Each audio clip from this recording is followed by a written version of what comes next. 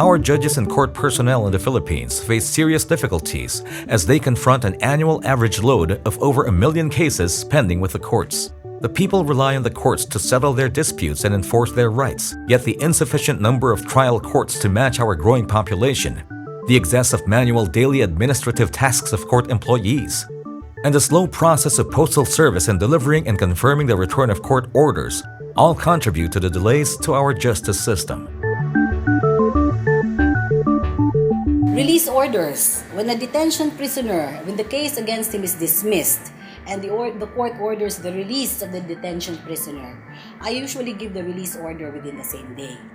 But if, for example, something happens, there's a declaration that it should only be half-day work is only half-day, or when there is something happens, then that release order gets to be done the next working day. So how will that detention prisoner be released immediately? The time spent by the court staff in drafting the order, the court editing the order, and sometimes the stenographer redrafting the order, some drafting and redrafting because of wrong spelling, wrong punctuation. This could take quite some time. Many strategies have been created to address the congestion and delay in the processing and resolution of cases. While many of these strategies have worked to a large extent, the major drawbacks remain to be the time consumed preparing court orders and the added delay in the service and receipt of these court papers by parties and witnesses, both of which are key to speedy trials. Automated hearing simply means that court orders, as well as the minutes of the hearing, are encoded into the computer instantaneously, and that copies of the order are furnished the parties and their respective counsel in real time. What we're bringing to you is an answer to our problem. It's not going to solve all your problems, no, but it's going to provide you with a tool, actually with several tools, no, to make these problems go away. It does not just it does not reduce the delay. It cuts down the delay in the transcription of the orders, in the editing, as well as in the checking of the orders, the redrafting, and then the printing out, and the service of the orders. So that time lag is actually done away with.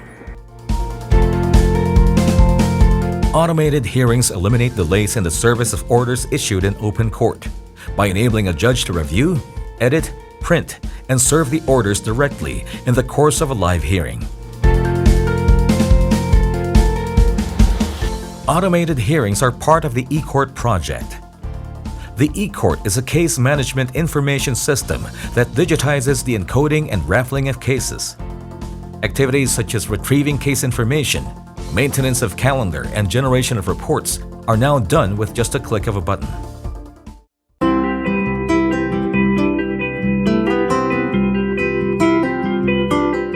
Before the hearing, the court staff must ready their judges' preferred templates for the most commonly issued orders, such as an order of arraignment or an order of resetting a hearing. These templates should be prepared or saved in the laptop or computer that will be installed on the judge's bench.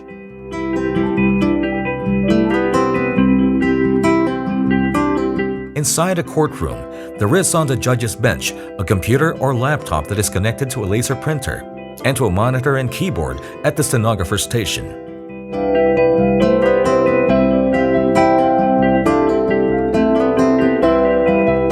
During the hearing, as soon as the judge has decided on the type of order to issue, the appropriate template is ready for use in the judge's computer.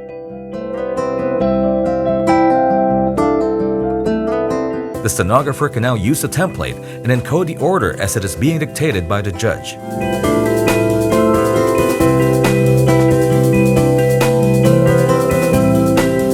The judge can see the order as it's being encoded and make edits to the order before it is final.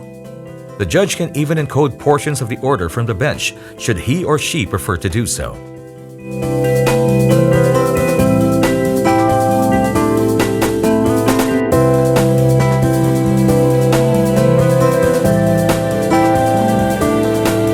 The order can be printed inside a courtroom as soon as the judge is satisfied with its final contents. Once copies of the order are printed, the judge can sign these from the bench so the parties can receive their copies.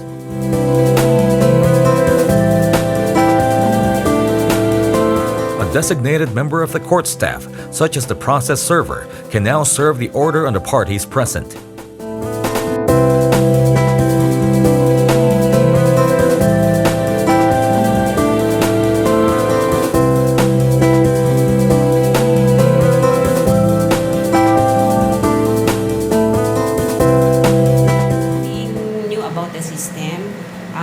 My first impression about the automated hearing are these. First, it helps the court save much time in doing the editing of the orders. Second, it also saves money and effort in sending to the parties and counsels, because immediately after their case was called, they can immediately get a copy of the orders personally. Unlike before, it will take several weeks or maybe months to receive copy of the order through registered mail.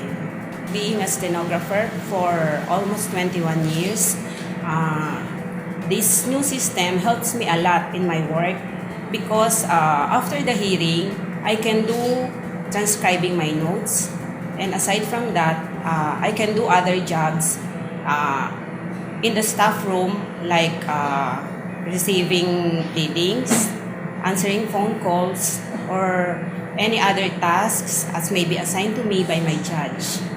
Well, knowing that I will be using computers, we all know that if we use computers, it will be very easy and fast. So I felt excited about it, knowing the automated hearing. It's not that difficult.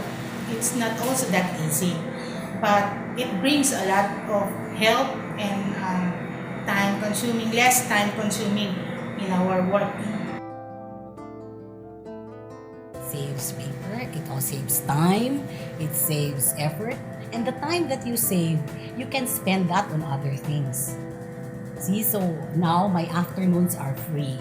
I don't spend my whole afternoon checking, editing my orders. I spend my afternoon doing paperwork, resolving motions, doing decisions. So it's practically my whole afternoon.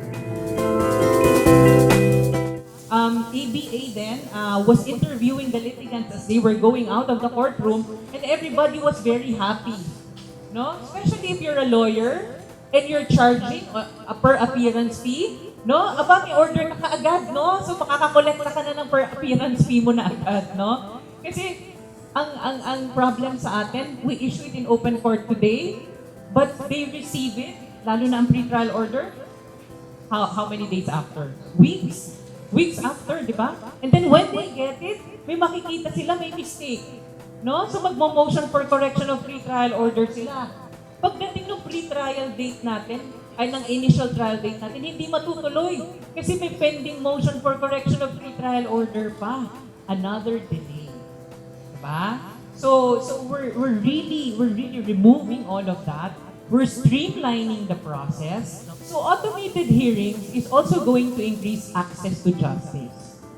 Okay? Ano ba yung access to justice? Bakit siya ma-enhance? Kasi nga, ang justice ngayon, real time na. When we say in open court, you are released immediately from detention.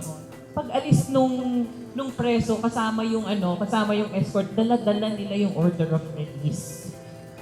Hindi na sila magtatagal sa jail. Kung magtagal pa sila sa jail, hindi na natin kasalanan. Right? Or pag sinabi mo, issue a warrant of arrest, no? Bago umalis yung tao, dala na nila yung warrant of arrest na issue mo. For automated hearing, it is not only the time that is being saved here. What is also being saved is actually the paper or the supplies. Okay? Because you don't have to redraft everything. So, it's something like being paperless when you do your editing and your checking. So it cuts down on that.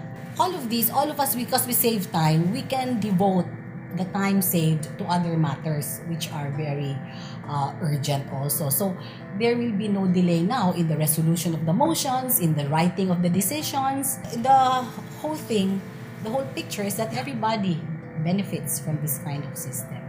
Everybody. So that it's actually the justice system that will benefit. With the use of technology, automated hearings revolutionize the trial practice in the Philippines. It lessens the time spent encoding and releasing court orders in a way that is also very easy to use for judges and court staff. Efficiency and convenience. These are the promises of automated hearings.